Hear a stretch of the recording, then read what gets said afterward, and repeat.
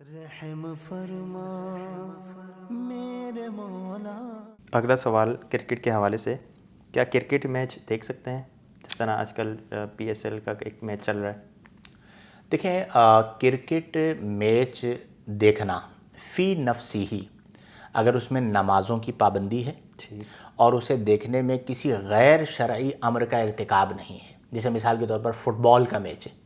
اب اس میں جو ڈریسنگ ہوتی ہے اس کے اندر گھٹنے نظر آ رہے ہوتے ہیں اور گھٹنے جو ہیں وہ ستر عورت میں داخل ہیں، تو اب وہ دیکھنا ناجائز ہو گیا کہ اس میچ کو جب آپ دیکھ رہے ہیں فٹ بال کو تو ستر عورت نظر آ رہا ہے، تو فقہی طور پر یہ ناجائز ہے۔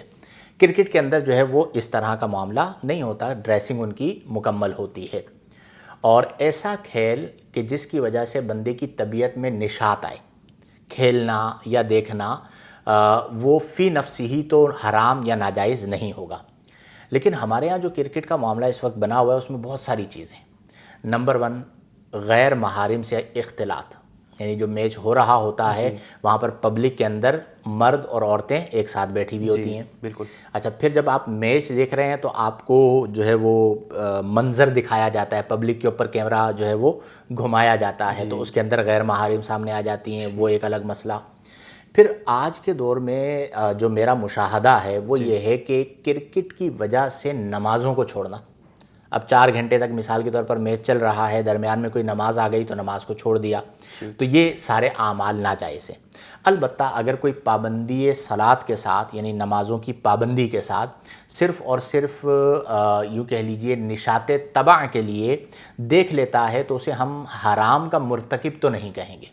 البتہ میں یہ ضرور کہوں گا کہ مومن کی یہ شان نہیں ہے کہ وہ لہو و لعب میں مبتلا ہو۔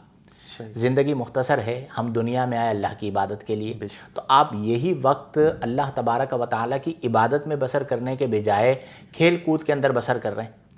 اور بعض لوگوں نے مقصد بنا لیا۔ پھر کئی جگہوں پر آپ نے دیکھا ہوگا کہ ہمارے یہاں پاکستان میں اور کراچی میں مجھے ذاتی طور پر معلوم ہے بہت سارے مشاہدات کے ذریعے کہ کئی غیر شرعی امور کا ارتکاب ہو رہا ہوتا ہے، یعنی ایک بہت بڑے لیول پر جوا بھی چل رہا ہوتا ہے جسے سٹا کہا جاتا ہے کرکٹ کے اوپر،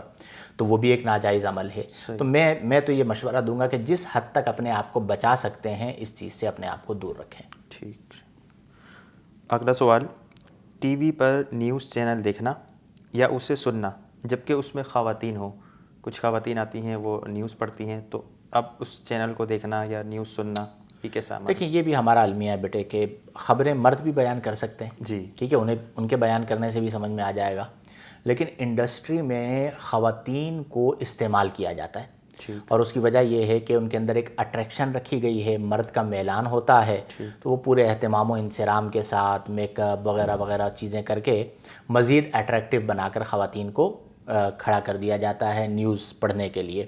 تو اس میں احتیاط برتی جائے۔ عورت کی آواز کو بھی شریعت میں عورت قرار دیا گیا ہے، اس کی وجہ یہ ہے کہ اس سے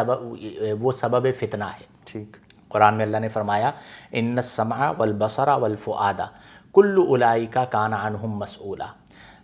کان، آنکھ اور دل، ان میں سے ہر ایک کے بارے میں قیامت کے دن پوچھا جائے گا۔ اب سب سے پہلے اللہ نے کانوں کا ذکر کیا، چونکہ جب کان میں آواز آتی ہے تو فتنہ جنم لیتا ہے، اور جب آواز سنتا ہے بندہ تو پھر دیکھنے کو جی چاہتا ہے، جب دیکھ لیتا ہے تو پھر گناہ میں مبتلا ہونے کو جی چاہتا ہے، تو اس لیے ابتداءً ہی منع کر دیا گیا، تو اس لیے اس میں احتیاط برتی جائے اور اس سے اپنے آپ کو بچایا جائے۔ اور مرد حضرات خبریں پڑھیں، ان کے پڑھنے سے بھی خبر ہی سننی ہے، سمجھ میں آ جائے گی، لیکن ہمارے یہاں آپ نے دیکھا ہوگا سوشل میڈیا ہو گیا، مین اسٹریم میڈیا ہو گیا، ایڈورٹائزنگ ہو گئی، جب یعنی یہ پوری وہ انڈسٹری ہے کہ جس میں عورت کا استعمال کیا گیا ہے، اور کئی ایسی جگہ ہیں جہاں پر عورت نے عزت و شرم کی چادر کو بھی تار تار کر دیا، ٹھیک ہے، یعنی بے حیائی اور بے شرمی کی تمام حدود جو ہے وہ پامال کر دی ہیں، اور کئی ایسی مسلم خواتین ہیں وہ یہ ارتکاب کر رہی ہوتی ہیں، اور انہیں سمجھایا جائے تو وہ کہتی ہیں جی انڈسٹری کا تقاضا ہے، تو یہ یاد رکھیں کہ آپ مسلمان پہلے ہیں اور نیوز کاسٹر یا ایکٹرز یا ایکٹریسز بعد میں ہیں، تو اور جس وقت آپ یہ کام کر رہے ہیں اس وقت آپ سے قلم شریعت اٹھا نہیں ہے، تو آپ پہلے یہ دیکھ لیں کہ میرے اس عمل کی شریعت میں اجازت ہے یا نہیں، اگر نہیں ہے تو اپنے آپ کو اس سے بچا لیں۔ رحم فرما میرے مولا۔